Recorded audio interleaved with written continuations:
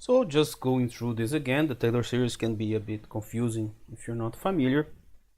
So we have this Taylor series. This is a formula, and the Taylor series can be used to approximate a function using its derivatives.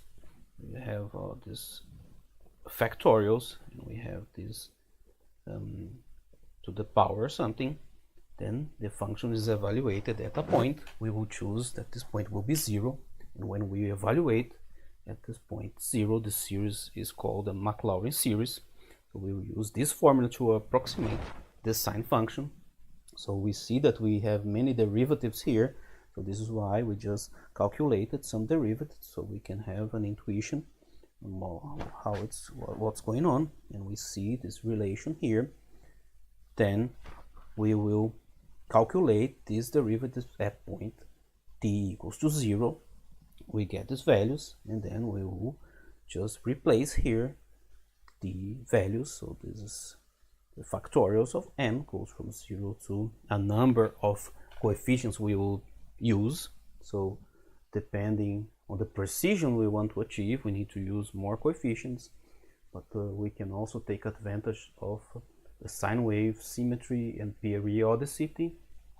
So we could, for example, just use a quarter of a sine wave, then the second quarter is a mirrored version of the first quarter, then the third quarter is the inverse of the first quarter, and the last one is a mirrored inverse. So we can have this idea of a sine wave, and we can not use so many coefficients that would demand a lot of precision. Then, so what we did, we just replaced here into this series, and we end up with something like this.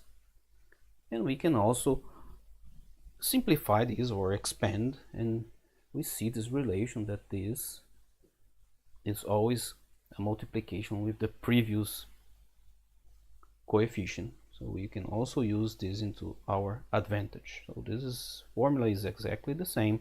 We're just putting here multiplication with the previous coefficient. So we don't use factorials.